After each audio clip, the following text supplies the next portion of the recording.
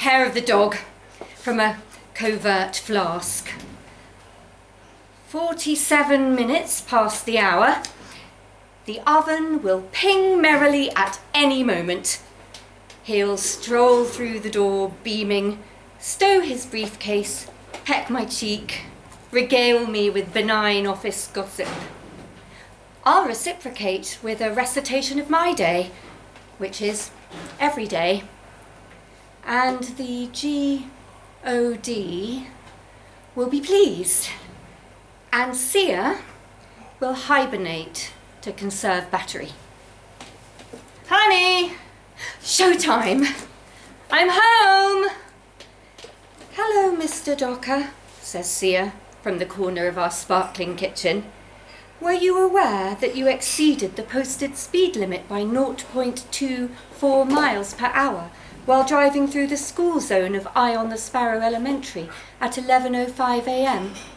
I sent you an alert which you have neglected to check. Please be advised, I am connected to both your phone's tracking and recording applications, so I can optimally assist you. Hi, darling, I say over her. How was your day? When he kisses my cheek, I hear his teeth grit together. He controls his face as he emerges from mine, where I felt him sneak a grimace into my hair. Fine, dear. How is yours? Same old, I say cheerily, letting my Reboot red lipstick do the lying for me, a push-up brassiere for my shit-eating grin. I raise my eyebrows at him subtly. Yes, well, have I got some juicy gossip for you, young lady? Oh? I lean daintily over the counter, hazarding a side glance at Sia. Do tell! As he talks, she begins to lull.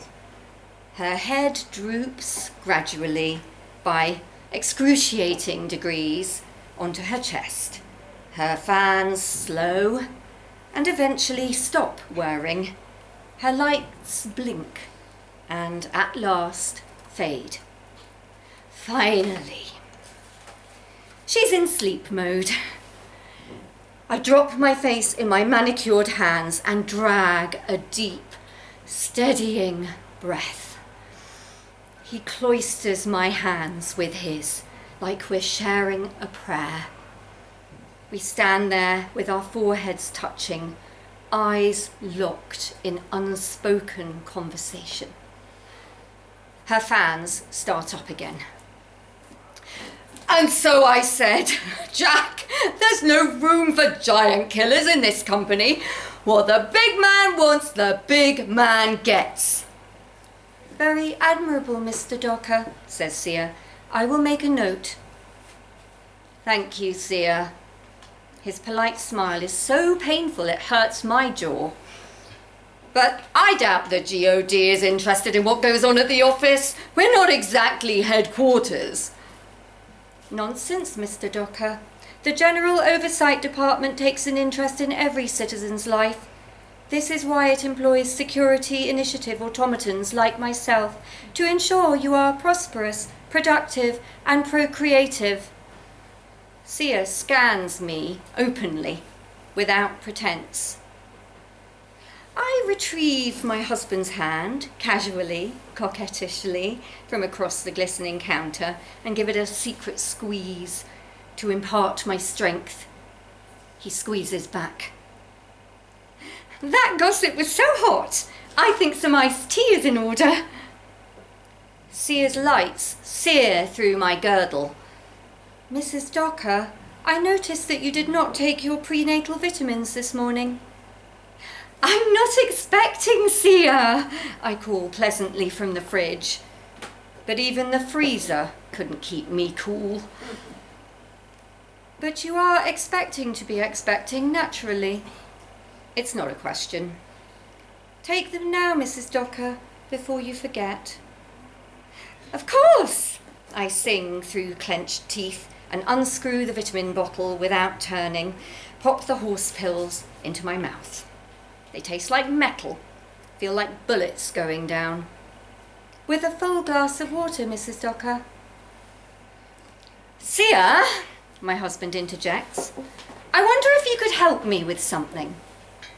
I am at your service, Mr. Docker, always. I've been finding holes in the lawn. Oh, no, and you keep it so well, Mr. Docker. Yes, he says like a film noir detective, stroking his chin. I have to smother a giggle and almost gag on my tap water. I think we have a mole. That is a troublesome nuisance, Mr. Docker. Indeed. His face darkens in a way that must be unreadable to her. Most micro-expressions are. But this is a macro. This is black, contrasted with our puritanical white picket lives. It's like when the General Oversight Department says, open books don't need brown paper bags. It's one of those vague menaces. Sia stares vapidly back. He's her favourite by a programmable margin. Moles are little home wreckers that rip up your life by the roots. They dig until they've unearthed every particle of dirt, and then they keep digging, right down to the foundation. There's no living with a mole, Sia. It's us or them. Understand? Affirmative, Mr. Docker. Worry not, I am on the job. The instant she's out the back door, poking around in the yard, we're in the bathroom, fishing the plastic bag of condoms from the toilet tank, sucking each other's mouths like our teeth are dusted in cocaine. The risk is its own reward. We're in and out at record speed, beating her by a solid 7 seconds. I'm flushed, he's breathless, but we play it off like we just had a gut-busting laugh over a joke someone told at his work. A communist, a Marxist and a socialist walk into a bar. Pinko I cackle theatrically as if repeating the punchline. Putting the con and the junk into conjunctivitis, he supplies. I regret missing your humorous story, Mr. Docker, but I am pleased to inform you that you do not have a mole problem. His face is mismatched, the lips friendly, the eyes fulminating. Are you sure? I am quite certain, Mr. Docker. I believe the holes you identified were caused by rabbits. Would you prefer traps or poison? Neither. He takes a long draught of iced tea while I am making dinner. Apple pie with a cookie crumble crust for dessert. Not going to kill Thumper over a few holes. I beg your pardon, Mr. Docker, but according to your lease, you are legally obligated to exterminate all vermin discovered on the premises. He takes another lengthy draught of his drink. Define vermin. I expect a mundane Merriam-Webster definition to rattle out of her. In another world, tasked with some other enterprise, I imagine liking her. Her literalism would be hilarious, her encyclopedic knowledge charming, her social ineptitudes endearing and quaint. She would be dazzlingly clever and comedically stupid, and not this red-fairy puppet of the GOD with ominous, insensate eyes. No one knows the key to break the binary to break her spell. Vermin are things that upset the prescribed order and thus do not belong. Vermin are disruptive and corruptive. They do not fit neatly into the framework of their respective ecosystems. Their failure to contribute or conform constitutes not only a burden, but a liability, and so they must be expunged. Traps or poison, Mr. Docker?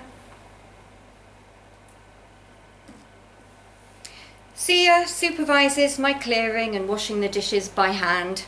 drying and stacking them in the cupboards, wiping down the countertops, moving the tablecloth to the hamper for tomorrow's laundry, vacuuming the dining room rug, changing the bathroom linens, bleaching the tub and toilet, sanitizing the sink, taking a shower. She reminds me to remove the hair from my legs, pits, upper lip and pubic area.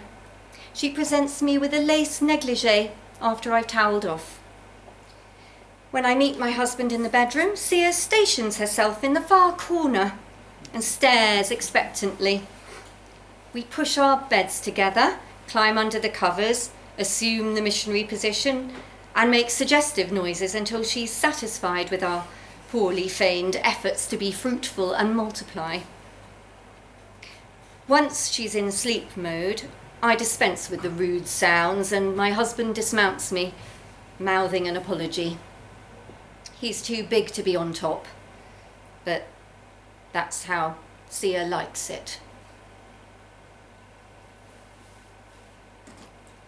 Sia wakes me an hour before my husband's alarm, steers me towards the bathroom where she's laid out a banquet-style spread of cosmetics and proceeds to play backseat makeover while I apply primer, foundation, concealer, contour, setting powder, blush, bronzer, highlighter, eyeshadow, eyeliner, false lashes, mascara, lip liner and lipstick with a trembling hand, her commentary digging into my skull like my rollers were doing all night.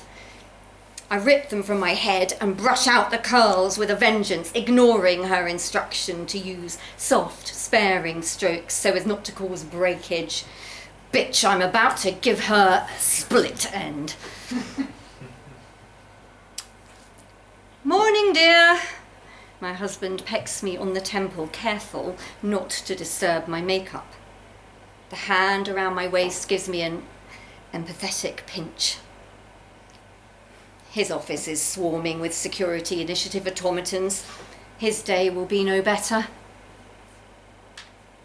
Mr. Docker needs his breakfast, says Sia. You are running behind schedule, Mrs. Docker. Perhaps I should wake you earlier tomorrow. You will require an even greater head start to address your roots. She points to the barely visible grey in my parting. I start fussing furiously with my hair, and the back combing adds a tangled web to the tension headache, rolling in red like a thunderclap. My husband dismisses her. Just Java for me, trying to lose a few. You are in excellent shape, Mr. Docker, a specimen of fitness, and the silver on the sides, she indicates his hair now, is so distinguished. Thank you, Sia. He mirrors my exasperated smile. Here's a thought. Maybe you could make the coffee this morning. You can handle that, can't you, Sia? I am sorry, Mr. Docker, but domestic duties are not part of my programming. I am here to monitor, remark and report. If Mrs. Docker cannot make the coffee, I will be forced to document it. To deviate from my operational protocol would be a disservice to you as a taxpayer. You have a right to expect the highest standard of service from your security initiative automaton.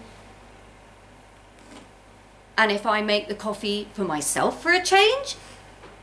As previously discussed, Mr. Docker, I cannot permit that. That task has been delegated to Mrs. Docker. Please put on your jacket and tie. Lateness will not be tolerated, and failure to maintain gainful employment will result in your bankruptcy, expulsion from the premises, and subsequent incarceration. I'm on it! Jeez! Just had to get that gosh darn rat's nest out of my hair. Espresso, espresso! I push past them both, but stop dead in my tracks when my husband says, Are you threatening me, Sia? I don't turn, I just listen with bated breath. The General Oversight Department does not make threats, Mr. Docker. They issue warnings. And if I warn you to stay out of mine and my wife's business? That would be a threat, Mr. Docker, and most inadvisable. Please proceed to the front door. Mrs. Docker will bring your coffee in an insulated thermos. When the sun is risen, I check the mail. It's the one thing Sia will allow me to do unobserved, or rather, observed from a distance. I milk the long walk down the drive, savouring every step I take alone. Though, even here, there are doorbells and map apps that capture my image from the street and from space. Even here I'm paparazzi'd, just not by an adoring public or a bloodthirsty tabloid. Even here, on our silent suburban stretch, I have to smile saccharinely for the cameras. But at least I can think. A pink postcard slipped between the pages of a homemaking magazine reads, "Think Pink," without any information other than a number. It's oddly formatted, all zeros and ones, probably to a burner phone. I tuck it back into the rag and meander towards the house. Sia meets me on the threshold. "Is there anything you would like me to dispose of, Mrs. Docker?" says Sia, her hand outstretched. "No, Sia. The management of the household and its trash is my responsibility, remember?" I move past her into the parlour, clutching the rolled-up magazine. "Interesting how you're able to assist with the yard, though, and its vermin. Your operational protocol seems to be malfunctioning. A virus? Malware, maybe? Perhaps? I have a thought. A witchy black picket thought. And pick up my phone, open Sia's application, begin typing the number on the pink postcard. 000 111. Sia watches with newly unnerved eyes. Like cures like.